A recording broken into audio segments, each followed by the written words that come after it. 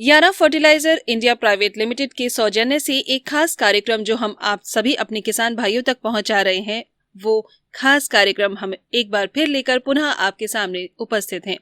नमस्कार, पूजा है आपके साथ हमेशा की तरह। और ये जो खास कार्यक्रम है ये निर्देशानुसार है ministry of chemical and fertilisers. हम हमेशा आते हैं, अपने किसान भाइयों से बात करते हैं और यारा फर्टिलाइजर के जो बहुत प्रमुख विशेषज्ञ हैं उनसे आपको रूबरू कराते हैं। पिछले एपिसोड्स में भी हमारे कुछ मेहमान आपसे जुड़े थे और वैसे ही कंटिन्यूटी में हम एक बार फिर अपने स्टूडियो में बहुत बहुत स्वागत करना चाहते हैं श्री अनूप कुमार मिश्रा जी का, जो हैं एफपीओ मैनेजर। अनूप जी नमस्कार। जी नमस्कार। एक बार पुनः आपका बहुत बहुत स्वागत है हमारे स्टूडियो में। और हमारा पिछला एपिसोड आपके साथ गया, थोड़ी आपसे बातचीत हुई, कुछ एफपीओ से हमारी बातचीत हुई थी, कैसा लगा आपको? जी बहुत बढ़िया। कल हम लोगों ने एफपीओ के सीईओ से इंटरेक्ट किया और काफी अच्छे से उनसे हम लोगों ने जानकारी प्राप्त की कैसे वो काम कर रहे हैं फील्ड में, ग्राउंड में। जी, एफपीओ ये एक संगठन है। पहला सवाल मेरा यही है, जिससे कि हमारे सभी सुनने वाले और देखने वाले जितने भी हमारे श्रोतागण हैं और दर्शकगण हैं वो जाने कि ये एफपीओ संगठन बेसिकली है क्या। एफपीओ एक्चुअली अगर हम बात करें तो किसान उत्पादक संगठन बोला जाता है। तो जैसे इन शब्दों से ही निकल के आता है कि किसानों का एक संगठन है जो कि जिस भी फसल का उत्पादन करता है उसको उत्पादन करने में उसको खर्चे कम हो और जब उसको मार्केट में लेके जाए तो उसका अच्छा मूल्य प्राप्त हो, जिससे कि एफपीओ को भी मुनाफा मिले और उस मुनाफे से वो उसकी हिस्सेदारी अपने सदस्य किसानों को वितरित कर सके। बिल्कुल। तो एक शब्दों में अगर हम बात करें तो एफपीओ सेंट्रल गवर्नमेंट द्वारा चलाई जा रही एक स्कीम के तहत देश के हर ब्लॉक स्तर पे देखें, गांव स्तर पे बनाए जा रहे हैं। अच्छा। जिसमें 10,000 एफपीओ बनाने का सरकार ने टारगेट रखा हुआ है इस प्रोग्राम के तहत पूरे भारत में। लेकिन एक्चुअल में अगर हम ग्राउंड पे देखें तो 30-32 हजार से ज्यादा एफपीओ अब तक बन चुके हैं। चूंकि सिर्फ गवर्नमेंट ही इसमें प्रयास नहीं कर रही है, जो बहुत अच्छे माने जाने हमारे देश में एनजीओ काम कर रहे हैं एग्रीकल्चर सेक्टर में, उन्होंने भी बहुत सारे एफपीओ बनाए हैं और बहुत सारे कॉर्पोरेट्स में भी इसमें आगे आकर के, चूंकि किसानों का संगठन है, किसानों को हमें आगे लेके जाना है, तो बहुत सारे कॉर्पोरेट्स भी इसमें पार्टिसिपेट कर रहे हैं। वो भी एफपीओ बना करके किसानों को सपोर्ट कर रहे हैं जिससे कि वो आगे बढ़ सकें। उसी क्रम में अगर हम यारा की बात करें तो 3 साल पहले यारा फर्टिलाइजर इंडिया प्राइवेट लिमिटेड ने भी एफपीओ के फील्ड में अपना कदम रखा एक प्रकार से, कि जब पूरा इकोसिस्टम किसानों को समृद्ध बनाने के लिए काम कर रहा है और एक नया मीडियम लेकर के इकोसिस्टम में आया है एफपीओ किसान उत्पादक संगठन, तो यारा ने भी अपना प्रयास शुरू किया कि हम जो हमारे पास एक्सपर्टीज है, जो हमारे पास प्रोडक्ट रेंज है, जो हमारे पास एक्सपर्ट हैं, उनका कैसे अच्छे से उपयोग करके इन उत्पादक संगठनों को एक अच्छा सपोर्ट दिया जा सके। जिस ऑब्जेक्टिव को लेकर के वो काम कर रहे हैं उसमें हम कहाँ पे उनको सहायता प्रदान कर सकते हैं।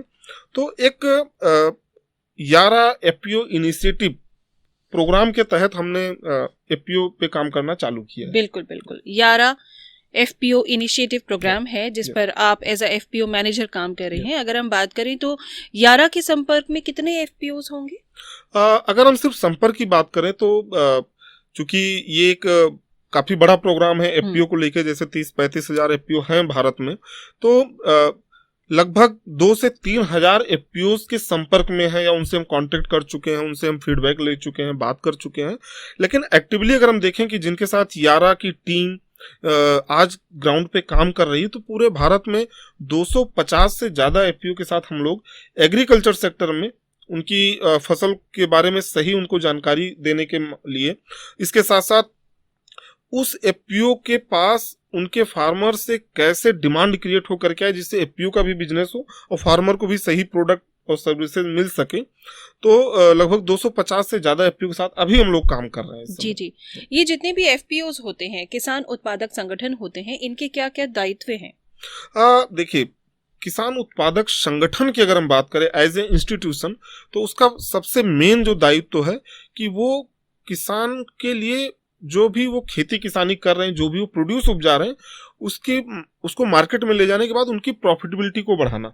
जी। अब किसी भी एग्री प्रोड्यूस की प्रॉफिटेबिलिटी बढ़ाने के लिए बहुत सारे फैक्टर काम करते हैं। आपको सही से मार्केट की जानकारी है कि नहीं है, आप जिस फसल को लगाने जा रहे हैं उस फसल में जो भी आप इनपुट देने जा रहे हैं, चाहे वो सीड हो, बीज हो, चाहे वो खाद हो, चाहे उसमें बहुत सारी दवाओं का भी प्रयोग होता है, और इसके साथ साथ बहुत सारी नई टेक्नोलॉजी आ गई है, चाहे इरिगेशन से रिलेटेड हो, फार्म मशीनरी बहुत सारी आ गई, उनका कैसे हम ऑप्टिमम यूटिलाइज कर सकते हैं। तो जो पूरा का पूरा इनपुट सिस्टम है एग्रीकल्चर में, उसको कैसे मैक्सिमम किसान यूटिलाइज कर सके, ये एक प्राइमरी प्रमुख जिम्मेदारी है एफपीओ की, कि अपने से जुड़े हुए किसानों को इसके बारे में वो जागरूक करे, इसके बारे में उनको ट्रेनिंग प्रोवाइड करे, और अगर उनकी किसी भी तरीके की इसको लेके समस्या है तो उसका एक हल लेकर के आए। अब ये हल जब उनको निकालना है उसके लिए तो उनको बहुत सारे एक्सपर्ट से मिलना पड़ेगा, बहुत सारे कॉर्पोरेट्स के साथ जुड़ना पड़ेगा, बहुत सारे एनजीओ जो भी गवर्नमेंट के संगठन है उनके साथ जुड़ना पड़ेगा, तभी ये सारी समस्याओं का समाधान वो किसानों को बता सकते हैं। जी जी। तो क्या इनकी जो जिम्मेदारियां हैं वो सिर्फ मुनाफे से संबंधित है, या फिर जो प्रोडक्ट है, जो फसल है, उसकी गुणवत्ता बढ़ाने के लिए भी है? देखिए, यहाँ पे अगर हम देखें तो एक पूरा होलिस्टिक अप्रोच है। सिर्फ एक फार्मर प्रोड्यूसर कंपनी मुनाफा लेकर के, जैसे मार्केट में बहुत सारे और भी मुनाफे वाले लोग काम कर रहे हैं, व्यापारी लोग काम कर रहे हैं, कि उनका सिर्फ फोकस मुनाफे पे होता है।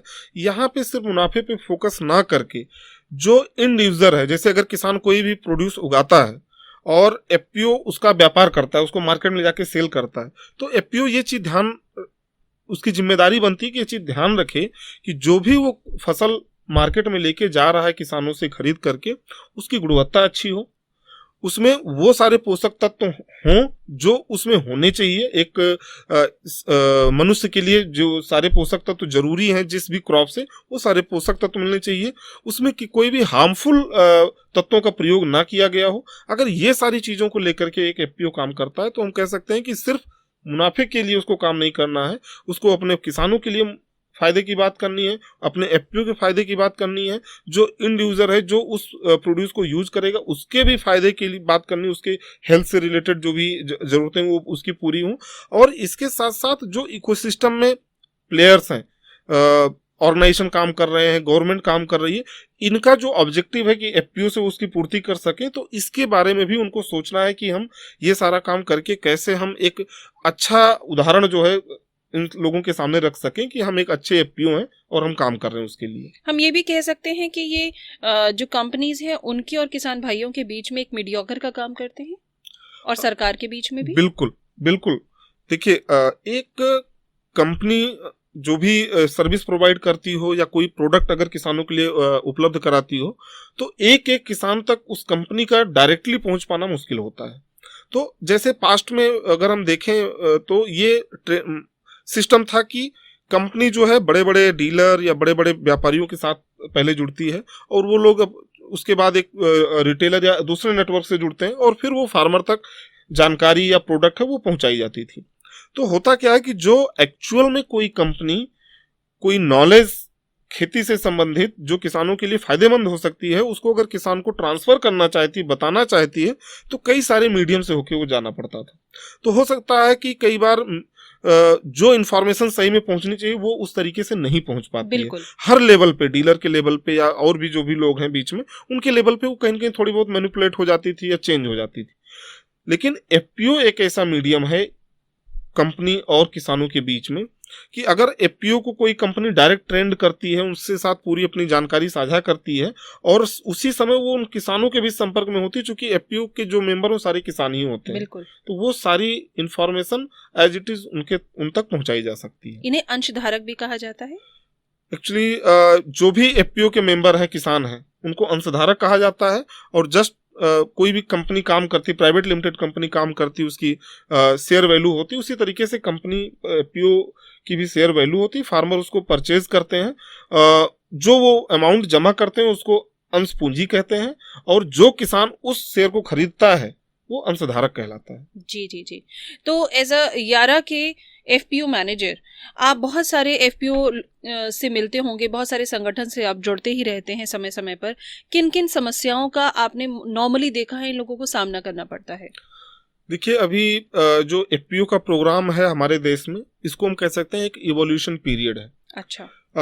शुरुआत हुई है, काफी पहले से शुरुआत हो चुकी है वैसे, लेकिन इसमें अभी बहुत सारे एफपीओ को बहुत कुछ सीखना है कि एक्चुअली में उनका ऑब्जेक्टिव क्या है, उनको किस तरफ काम फोकस होके काम करना है।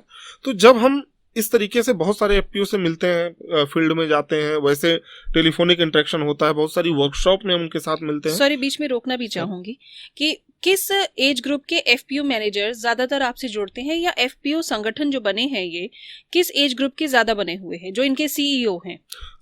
देखिए, इसमें अगर हम देखें पिछले जो 2-3 साल पहले जो एफपीओ होते थे उसमें ज्यादातर एक परिपक्व किसान ही एफपीओ से जुड़ता था, जो जिसकी एज 35-40 साल से ऊपर होती थी उस तरीके से। लेकिन जब से सेंट्रल गवर्नमेंट ने इस प्रोग्राम को लॉन्च किया है उसके बाद से जो हमारे युवा भाई हैं उनको काफी इंटरेस्ट इसमें आया है, क्योंकि बहुत सारे लोगों को रोजगार की तलाश है, बहुत सारे लोग एग्रीकल्चर में भी इंटरेस्ट दिखाना शुरू किए, तो एफपीओ एक अच्छा मीडियम उनके लिए समझ में आया। और आज अगर हम देखें तो काफी हद तक युवा इसमें इंटरेस्ट ले रहे हैं, और बहुत सारे एफपीओ मेरे संपर्क में, अधिकतर मैं जिनसे संपर्क कर रहा हूँ नए जो एफपीओ हैं उसमें 70-80% एफपीओ ऐसे हैं जहां पे हम युवा को देख रहे हैं जो एफपीओ का कार्यभार पूरी तरीके से संभाल रहे हैं, आगे बढ़ रहे हैं लेकर के। ये सवाल मैंने बीच में इसीलिए पूछा क्योंकि हम समस्याओं पर बात कर रहे थे। एफपीओ बनने के बाद, एक संगठन बनाने के बाद किस किस तरह की समस्याओं को उन लोगों को सामना करना पड़ता है और वो आपसे शेयर करते हैं। लेकिन मेरा ये मानना है कि किसानी खेती एक एक्सपीरियंस्ड आदमी जब करता है, एक जिसको पूरा नॉलेज है, जिसने कई सालों से उस पर मेहनत की है और बहुत सारी समस्याओं का सामना भी किया है, शायद वो आगे बढ़ के आपके साथ में ज़्यादा बातें शेयर कर पाते हों, आपके साथ में ज़्यादा प्रॉब्लम्स रख पाते हों। जो युवा हमारे एफपीओ हैं ये इतनी ज़्यादा बातें ना शेयर कर पाते हों, समस्याएं। नहीं, ऐसा नहीं है। एक्चुअली एग्रीकल्चर को अगर हम सिर्फ खेती के तरीके से देखेंगे तो हमारे जो अनुभवी किसान हैं जो पहले से खेती किसानी से जुड़े हैं, ऑब्वियसली उनके पास अनुभव अच्छा है, वो एक अच्छी सलाह दे सकते हैं, अच्छा फीडबैक दे सकते हैं। लेकिन जब हम एफपीओ की बात करते हैं एग्रीकल्चर में, तो एफपीओ एक बिजनेस ऑर्गेनाइजेशन है। एफपीओ की जो प्राइमरी ऑब्जेक्टिव है वो अपने किसानों के लिए प्रॉफिट जनरेट करना। तो जब हम बिजनेस की बात करते हैं, और आज के समय में बिजनेस करने के लिए इकोसिस्टम में बहुत सारे बदलाव आए हैं। आपको बहुत सारे डिजिटल रिसोर्सेज का यूटिलाइज करना है, न्यू टेक्नोलॉजी को आपको यूटिलाइज करना है, मार्केट पे पूरी नजर रखनी है, किस क्रॉप की किस समय ज्यादा डिमांड होती है, किस समय कम डिमांड होती है। तो शायद जो हमारे युवा भाई लोग हैं उनको इन सब चीजों की जानकारी ज्यादा तेजी से मिलती है, क्योंकि वो जुड़े रहते हैं, सोशल मीडिया से जुड़े रहते हैं। तो खेती और खेती को बिजनेस में लेके जाना, ये दोनों चीज एक युवा भाई जितना अच्छे तरीके से कर सकते हैं आज के समय में, जितना अच्छा मौका उनके पास है, थोड़ा सा हम ये मान के चलते हैं कि जो अनुभवी पूरा हमारे किसान हैं, बुजुर्ग लोग हैं, वो खेती किसानी में पूरा सहयोग करते हैं, लेकिन उसको बिजनेस में उतने अच्छे से नहीं लेके जा सकते। यानी एफपीओ के जो सीईओ हैं वो भले ही यंग हो सकते हैं, लेकिन उस संगठन के जो अंशधारक हैं वो जरूर हमारे बुजुर्ग हो सकते हैं, एक्सपीरियंस्ड अनुभवी लोग हो सकते हैं। अच्छा, एक चीज इसमें मैं जोड़ना चाहूंगा। बस देखिए, एक एफपीओ का जो स्ट्रक्चर है, एक एफपीओ में 5 से 15 बोर्ड ऑफ डायरेक्टर होते हैं। अच्छा। वो वही किसान होते हैं जिनकी बात अभी आप कर रहे थे, अनुभवी किसान। अनुभवी। और वो सीईओ को अपने एफपीओ को चलाने के लिए सीईओ को हायर करते हैं, जो एफपीओ की जरूरतों को समझ सके, उसके उद्देश्यों को समझ सके और उस दिशा में आगे उसको ले जाने का काम कर सके। तो हम ये कह सकते हैं कॉम्बिनेशन है। जो हमारा युवा है, जो सीईओ है उसके साथ जुड़ा हुआ, वो सारी क्रियान्वयन चीजों को, कार्यों को क्रियान्वयन करता है, लेकिन उसको पीछे से सपोर्ट, उसको गाइडेंस, उसको सलाह उन डायरेक्टर्स से मिलता रहता है जो कि पहले से इस खेती किसानी से सालों दर सालों से जुड़े हुए हैं। एक परिवार की तरह जुड़कर ये सभी काम करते हैं, जिसमें खास तौर से मुझे ये जानकर बहुत खुशी हो रही है कि आज हमारा युवा जागरूक हो रहा है और किसानी की ओर आगे बढ़ रहा है। ऐसे में ये जो संगठन है, किसान उत्पादक संगठन एफपीओ, ये बहुत ही बढ़िया स्कीम है सरकार की, जिसमें हमारे जो युवा किसान हैं वो जुड़ सकते हैं, अपना रोजगार भी बना सकते हैं, अपना नाम भी रोशन कर सकते हैं और साथ ही साथ हमारे किसान भाइयों को सहयोग भी कर सकते हैं। तो हम एफपीओ की समस्याओं पर बात कर रहे थे। यस। तो अब मैं अपने अगर अनुभव के आधार पे बताऊं, या जो रोजमर्रा हमें एफपीओ से भी फीडबैक मिलता है, देखिए कोई भी नया काम हम करते हैं तो समस्याएं आती हैं। एफपीओ को लेकर के अगर हम देखें तो 4-5 मुख्य समस्याएं हम लोगों के समझ में आई हैं। जैसे एक तो है कि एक एफपीओ बनने के बाद जो उसमें लीडरशिप है, जो बोर्ड ऑफ डायरेक्टर्स हैं उनके, या जो सीईओ हैं या कोई और की पर्सन है, उनको एक एफपीओ को एज ए बिजनेस कैसे डेवलप करना है, कैसे आगे लेके जाना है, उसके बारे में उनकी उस लेवल की कैपेसिटी नहीं होती है जो उनके पास स्किल्स होनी चाहिए, जो उसका टेक्निकल नॉलेज होनी चाहिए, जो फिनांस वगैरह को लेके कॉम्प्लिकेशन है, कैसे बिजनेस प्लान डेवलप करना है, कैसे उसको इम्प्लीमेंट करना है। तो एक प्रॉब्लम यहाँ पे आती है कि थोड़ी सी कैपेसिटी की समस्या है, जिसको लेकर के बहुत सारे गवर्नमेंट के प्रोग्राम काम कर रहे हैं उनकी कैपेसिटी को बढ़ाने के लिए, और बहुत सारे एनजीओस और कॉरपोरेट्स भी उस पर काम कर रहे हैं। दूसरी जो एक बड़ी समस्या समझ में आई है एफपीओस की, वो है एफपीओस को फाइनेंस ना सही से हो पाना, वित्तीय समस्या। अगर कोई एफपीओ में बहुत अच्छे जागरूक लोग हैं, डायरेक्टर भी अच्छे हैं, अच्छा उन्होंने एक बिजनेस प्लान भी डेवलप किया है, लेकिन जब वो ऐसी संस्थाओं को अप्रोच करते हैं जो उनको फाइनेंस लोन वगैरह उस बिजनेस प्लान के अगेंस्ट में दे सकते हैं, तो उनके लिए बहुत सारे ड्यू डिलिजेंस प्रोसेस किए जाते हैं, बहुत सारे डॉक्यूमेंटेशन प्रोसेस किए जाते हैं। और चूंकि ये एफपीओ एक्सपर्ट नहीं है पहले से, जैसे बाकी हम प्राइवेट लिमिटेड कंपनी की बात करते हैं तो वहां पे एक्सपर्टीज होती है, कोई भी आपको डॉक्यूमेंट वगैरह सबमिट करना है तो वो इजीली दे सकते हैं, लेकिन एफपीओस को पहले आपको उस लेवल पे प्रिपेयर करना पड़ता है। हाँ। तो यहाँ पे उनको समस्या आती है, उनको इजीली से फंडिंग नहीं हो पाती, जिससे कि वो जो प्लान भी कर रहे हैं उसको कर पाए। तीसरी अगर हम समस्या की बात करें तो थोड़ा सा रिलेक्टेंसी है नई टेक्नोलॉजी या डिजिटल सर्विसेज की अडॉप्टेबिलिटी को लेकर के। हम सब लोग जानते हैं जैसे कोविड के टाइम पे एक टाइम आया था कि डिजिटल का इंटीग्रेशन बहुत ज्यादा बढ़ गया था सभी क्षेत्रों में, और एग्रीकल्चर में भी बहुत अच्छे से बढ़ा था, लेकिन उसके बावजूद भी आज एफपीओस जो है अभी भी जो भी उनकी दिन प्रतिदिन की एक्टिविटीज होती है, लेखा जोखा होता है, उसको फिजिकली रजिस्टर वगैरह में करना ज्यादा प्रेफर करते हैं रदर देन कि वो कोई सॉफ्टवेयर यूज करें, मोबाइल यूज करें, कोई कंप्यूटर या लैपटॉप पे इस तरीके से यूज करें। बहुत सारे एफपीओ कर भी रहे हैं, लेकिन वो कंप्लीट उसकी रिकॉर्डिंग नहीं कर पाते कि अगर अभी कभी उन्हें कोई प्रोग्रेस रिपोर्ट चेक करनी है, कोई डेटा उनको देखना है, स्टॉक देखना है, तो एक क्लिक में उनके सामने वो किसी को भी शेयर कर सकते हैं। इसी तरीके से टेक्नोलॉजी को लेकर के है, फार्म मशीनरी में अगर हम देखें तो ड्रोन आज की डेट में बहुत आज के समय में इम्पोर्टेंस उसकी बढ़ रही है। ड्रोन से एक्चुअली वो पेस्टिसाइड इंसेक्टिसाइड का स्प्रे होता खेतों में हो जाता है। लोगों के पास लैंड होल्डिंग कम है, जहाँ पे वहां पे हम क्या सोल्यूशन निकाल सकते हैं, तो लोग थोड़ा सा भी इसको अडॉप्ट करने में लेट है हम कह सकते हैं, क्योंकि अगर हम डेवलप्ड कंट्रीज की बात करें तो वहाँ पे इन सब टेक्नोलॉजी को बहुत तेजी से अडॉप्ट किया जाता है।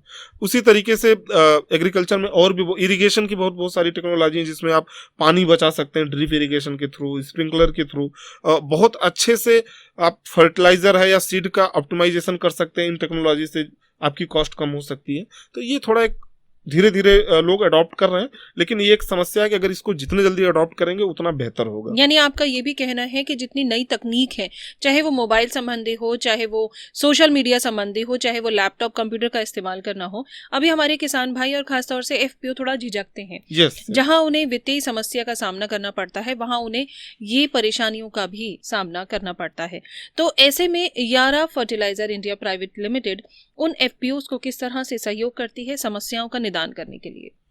बिल्कुल, तो जैसे अभी हमने आपको 3 महत्वपूर्ण समस्याएं एफपीओ के बारे में, उनके बारे में बताया। इसमें एक दो छोटी समस्याएं और उनके साथ हैं, जैसे अभी क्लाइमेट बहुत तेजी से चेंज हो रहा है। हाँ, बिल्कुल, ठीक है। ग्लोबल वार्मिंग को लेकर के बहुत सारी चर्चाएं हो रही हैं, तो इसका इम्पैक्ट एफपीओज और किसानों पे भी उसी तरीके से पड़ रहा है।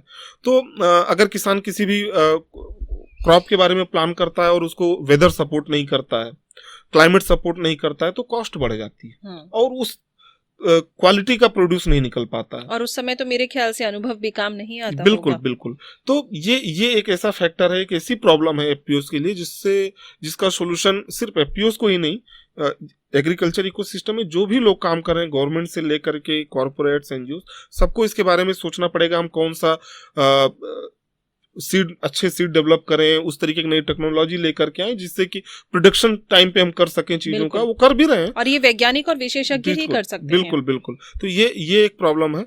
अब एक और जो बड़ी समस्या है लास्ट, जिसपे हम बात करें, जिसपे हम लोग यारा काम कर रही है, वो है कि एक एफपीओ को सही समय पे, सही क्वालिटी का, सही प्राइस में, मूल्य में इनपुट्स उपलब्ध होना, यानी प्रोडक्ट्स। अब अगर मान लीजिए कोई एफपीओ बन गया, उसने अपने 200-300 किसानों को एज ए शेयर होल्डर भी जोड़ लिया, वो किसी एक पर्टिकुलर क्रॉप पे काम करना चाहते हैं, तो समस्या होती है कि एक तो फाइनेंस की वजह से उनके पास उतना पैसा नहीं होता है कि कोई कंपनी डायरेक्टली उनको सीड या फर्टिलाइजर या एग्रोकेमिकल सप्लाई करे। उनको मार्केट में किसी न किसी के साथ जा करके काम करना पड़ता है, और मार्केट में जब वो जाते हैं तो कई बार एफपीओस को एक्सप्लॉइट भी किया जाता है। उनको सही चीजें, सही प्रोडक्ट ना दे करके कोई भी प्रोडक्ट, चूंकि उस लेवल पे उनकी जानकारी नहीं होती है, तो चूंकि जो भी वो प्रोडक्ट या सर्विसेज लेके आएंगे वही वो अपने फार्मर को ट्रांसफर करेंगे। तो अगर उसका रिजल्ट अच्छा नहीं आएगा फार्मर के पास से, तो फार्मर का ट्रस्ट अपने एफपीओ पे उस तरीके से बिल्ड नहीं होगा, नेगेटिविटी जाती है। तो ये एक समस्या एफपीओस की देखने को मिली कि जल्दी से एफपीओस को कोई भी कंपनी डायरेक्टली सर्विसेज या प्रोडक्ट अवेलेबल नहीं कराती थी, वो थ्रू डीलर या जो एग्जिस्टिंग नेटवर्क है उसके थ्रू जाता था। यारा इंडिया ने यहाँ पे एक स्टेप आगे बढ़ करके हम लोगों ने काम चालू किया। हमने एफपीओस को फर्टिलाइजर के क्षेत्र में डायरेक्टली उनको हमने सर्विसेज, उनको अपना प्रोडक्ट पोर्टफोलियो प्रोवाइड करना स्टार्ट किया कि आपको किसी के ऊपर डिपेंड नहीं रहना है। दूसरा, जो किसी भी कंपनी का वेंडरशिप लेने के लिए जो फॉर्मेलिटीज होती हैं कि आपको कुछ amount as a security deposit जमा करना है, जो कि लाखों में हो सकता है, आपको आउटलेट सेटअप करने में भी सहयोग करना पड़ेगा कंपनी के साथ, वो भी लाखों में, हजारों में होता है। तो यारा ने एक कदम आगे आकर के एफपीओस को सपोर्ट करना स्टार्ट किया कि हम आपसे कोई भी फाइनेंशियल इन्वेस्टमेंट नहीं कराएंगे वेंडर बनाने के लिए। आपके पास जो भी पैसे हैं, शेयर होल्डर के पैसे हैं, आपने बैंक से ले रखा है, उस पैसे को आप सिर्फ और सिर्फ बिजनेस में इस्तेमाल करिए। आप उसको रोटेट करिए, जितना ज़्यादा से ज़्यादा हो सके उसको बिजनेस में आप यूटिलाइज करिए। और जनरली क्या होता है, जब आप किसी कंपनी से काम करते हैं तो एक फिक्स मिनिमम वॉल्यूम होता है जिसपे किसी भी पार्टी को काम करना होता है। यहाँ पे हमने एफपीओस को इसमें भी छूट दी कि आपकी जो भी कैपेसिटी है, एक मिनिमम जो आप कर सकते हैं, उसके आधार पे आप बिजनेस प्लान करिए। आपको मिनिमम वॉल्यूम जो भी आपका होगा वो हम लोग प्रोवाइड करने की कोशिश करेंगे। तो यहाँ से हमने शुरुआत की कि कम से कम एफपीओस को पहली बार में ये बर्डन ना लगे कि हमको इतना पैसा डिपॉजिट करना है इस कंपनी से जुड़ने के लिए। कम से कम उसको ये लगे कि हमें कुछ इन्वेस्टमेंट नहीं करना है, जो हमारे पैसे हमको इसको सिर्फ बिजनेस में लगाना है, इसको रोटेट करना है।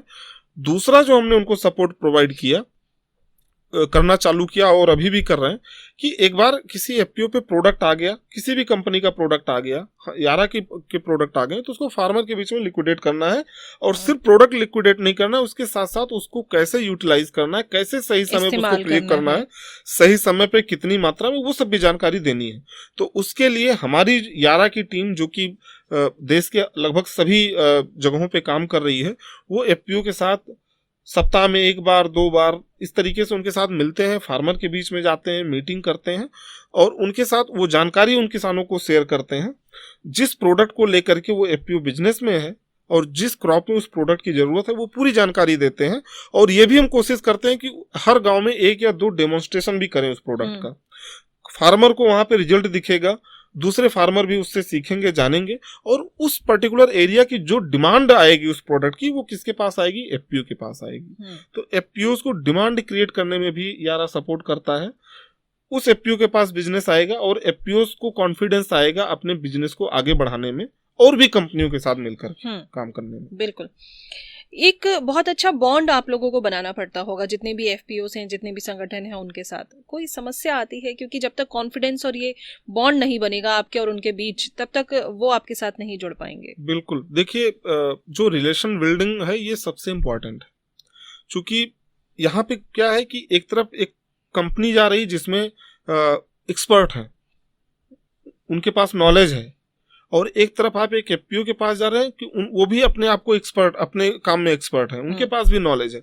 जब दोनों लोगों को मिलके काम करना होता है, तो जब तक एक दूसरे की अंडरस्टैंडिंग नहीं बनती तब तक आप काम नहीं कर सकते। बिल्कुल। तो यहाँ पे ये बहुत इंपॉर्टेंट होता है कि एक एफपीओ के साथ जब किसी भी यारा जैसे हमारी कंपनी, हमारी टीम जाती है, तो हमारा पहला फोकस या हमारा स्टार्ट में ये नहीं रहता कि हमें आपके साथ सिर्फ और सिर्फ बिजनेस पे फोकस करना है। हमें पूरा एक होलिस्टिक डेवलपमेंट पे काम करना है, जिसमें फार्मर्स को भी फायदा हो, एफपीओ को भी फायदा हो, जिस क्रॉप पे आप काम कर रहे हैं उसकी भी गुणवत्ता बढ़े, वो मार्केट में जाए तो उसका अच्छा प्राइस मिले, और जो इन यूजर जो उसको यूज कर रहा है उस प्रोडक्ट को, अगर वो प्रोडक्ट लेकर के जाए, उसको यूज करे, तो उसको भी खुशी हो कि हाँ हमने एक अच्छा प्रोडक्ट यूज किया। तो ये सारा चीज करने के लिए रिलेशन बिल्डिंग बहुत इंपॉर्टेंट है। और जब तक कोई भी कंपनी का टीम मेंबर एफपीओस के साथ उसकी समस्याओं को अच्छे से समझ करके और उसके सोल्यूशन पे बात नहीं करेगा, सिर्फ अपना सोल्यूशन जबरदस्ती देने की कोशिश करेगा, तब तक ये रिलेशन नहीं बन पाएगा। बिल्कुल, बिल्कुल। तो इस चीज को ध्यान में रख करके हम लोग एफपीओ के साथ काम करते हैं कि उनकी जरूरतें क्या है जिसका हम उनको सोल्यूशन प्रोवाइड कर सकें। तो किन किन क्षेत्रों में यारा इंडिया किसान उत्पादक कंपनियों को सहयोग प्रदान कर रहा है?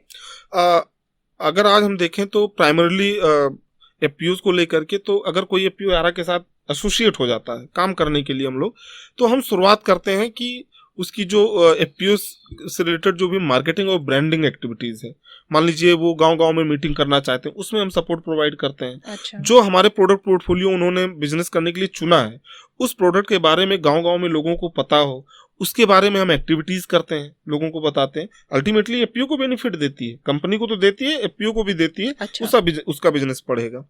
तीसरा अगर हम बात करें तो जो हमने बताया कि मिनिमम क्वांटिटी हम एश्योर करते हैं कि एफपीओ अगर ऑर्डर करता है, अगर उसको बिजनेस करना है तो वो हम प्रोवाइड करें उनको। ओके। कोई डिस्काउंट वगैरह के साथ? हाँ, बिल्कुल। जो भी मार्केट में हम लोगों का फिक्स डिस्काउंट या इंसेंटिव वगैरह होता है, जो हम बाकी बड़ी पार्टियों को देते हैं, सेम हम एफपीओ को भी देते हैं। बहुत अच्छा। इसके बाद अगर हम बात करें तो डिजिटल सर्विसेज है हमारे यारा के अपने डिजिटल ऐप्स हैं, जिसमें फार्म केयर ऐप है हमारे पास, जिसमें फार्मर और एफपीओ दोनों जुड़ सकते हैं और उससे अच्छी जानकारी प्राप्त कर सकते हैं। हमारी यारा की अपनी जो है सॉइल टेस्टिंग लैब है, अच्छी टेक्नोलॉजी के पे काम करती है। तो हम एफपीओ के साथ मिल करके किसानों की सॉइल को टेस्ट करके और जो भी रिकमेंडेशन है वो हम रिकमेंडेशन को प्रोवाइड करते हैं। ये एक सपोर्ट है। अगर एफपीओ अच्छा काम कर रहा है किसी क्षेत्र में, तो उनकी हम सक्सेस स्टोरी भी डेवलप करके उसको हम सर्कुलेट करते हैं सोशल मीडिया प्लेटफॉर्म पे और बाकी चैनलों के माध्यम से, जिससे उस एफपीओ की ब्रांड वैल्यू भी बढ़े। एक डेडिकेटेड हमारा एग्रोनॉमिस्ट होता है जो एफपीओ के हमेशा कनेक्ट में रहता है। अगर एफपीओ को किसी भी क्रॉप से संबंधित कोई समस्या आती है तो उसके एफपीओ के किसान उनसे कभी भी संपर्क करके उसका फीडबैक ले सकते हैं। बिल्कुल किसानों के बीच भी बिल्कुल। और एक जो अगला हम उनको वैल्यू प्रोवाइड करते हैं वो है कि लेस डॉक्यूमेंटेशन। चूंकि देखिए फर्टिलाइजर क्या है, गवर्नमेंट कंट्रोल्ड कमोडिटी है। जब इस पे कोई काम करता है तो बहुत सारे कंस्ट्रेंट भी होते हैं। एफपीओ के लिए हमने बहुत सारे डॉक्यूमेंटेशन मिनिमाइज किए हैं जो उनको नहीं सबमिट करना होता है यारा के साथ काम करने को लेकर के। तो इस तरीके से कई सारे, और इसके अलावा अगर एफपीओ को किसी फाइनेंशियल लिंकेज की जरूरत है, किसी मार्केटिंग लिंकेज की जरूरत है, किसी ट्रेनिंग या एक्सपर्ट की जरूरत है, तो हम वो भी उनको लिंक कराने की कोशिश करते हैं, जिससे कि वो जरूरतें भी उनकी पूरी हो सके। और ये सब निःशुल्क है? ये सब निःशुल्क है। बहुत अच्छा, बहुत अच्छा। तो आज हमने किसान भाइयों आपसे बात करी है। एफपीओ मैनेजर यारा फर्टिलाइजर इंडिया प्राइवेट लिमिटेड से हमारे साथ जुड़े हुए अनूप कुमार मिश्रा जी आपसे बहुत सारी बातें करी हैं। आपको जरूर ऐसा लगता होगा कि यहाँ बैठकर बातें करना बहुत आसान होता है। भाई किसानी खेती तो जाकर फील्ड में, खेत में जाकर होती है, वहां जाकर देखो कैसे होता है। तो इस पर हम अपनी चर्चा को जारी रखेंगे। हम चाहेंगे कि एक हमारे साथ में एफपीओ कोई जुड़े, सीईओ जुड़े कोई, और आपका उनसे आमना सामना हो और कुछ हम भी जाने, कुछ हमारे किसान भाई भी जाने। कैसा रहेगा? बिल्कुल। तो अगले एपिसोड में कोशिश करेंगे कुछ ऐसा ही खास हो, लेकिन फिलहाल अब ज्यादा समय हमारे पास नहीं है। तो मैं चाहूंगी कि आप हमारे किसान भाइयों को क्या संदेश देना चाहते हैं, जिससे ज्यादा से ज्यादा जो एफपीओ हैं वो बने, और एफपीओ बनने के बाद वो किस तरह से अपने किसान भाइयों को सहयोग कर सकते हैं, सरकार को, देश को सहयोग कर सकते हैं, उसके बारे में बताएं। अगर हम बात करें कि कोई भी एफपीओ जब बनता है और वो काम करने के लिए आगे बढ़ता है किसानों के साथ मिल करके, तो उनको सबसे पहले फोकस रहना चाहिए जी। जैसे अगर उनके पास जो अवेलेबल रिसोर्सेज हैं उनके जियोग्राफ, उनके क्लस्टर में कौन सी क्रॉप होती है, वहाँ पे उस क्रॉप को करने के लिए कौन कौन सी वैरायटीज वहाँ पे प्रेफर्ड होती है, इन सब चीज़ों पे फोकस करें और उस रिसोर्सेज को लेकर के ही अपना बिजनेस प्लान डेवलप करें और एक बिजनेस प्लान फिक्स रखें कि इस पे हमें काम करना ही करना है। होता क्या है कि कई बार एफपीओज जो है कंफ्यूज होते हैं, गवर्नमेंट की कोई नई स्कीम आ गई, कोई नया प्रोग्राम आ गया, हम ये भी करेंगे, वो भी कर लेते हैं, इसमें भी चले जाते हैं, वो उसमें भी, तो इससे क्या है वो डाइवर्ट हो जाते हैं अपने ऑब्जेक्टिव से। पहला चीज ये है कि आप जिस बिजनेस को करने जा रहे हैं, जो आपने डिसाइड किया है, उस पर एकदम स्ट्रिक्ट रहिए। हो सकता है शुरुआती क्षणों में 1 साल 2 साल 3 साल में आपको वो सफलता ना मिले, लेकिन आने वाले समय में चूंकि आपकी एक्सपर्टीज बढ़ती जाएगी तो आप उसमें सफल होंगे। बाकी जो एडिशनल प्रोग्राम्स हैं, एडिशनल गवर्नमेंट की स्कीम है, उस पे भी आप नजर रखिए, जो आपको इस बिजनेस में सपोर्ट कर सकती है, आप उसकी तरफ जाइए, जिससे आपको आपका माइंड डिस्ट्रैक्ट हो, आपके लोग डिस्ट्रैक्ट हो, ऐसे प्रोग्राम की तरफ मत जाइए। और समय समय पर आप तो हैं ही उन्हें सहयोग करने के लिए, सलाह देने के लिए। Yes.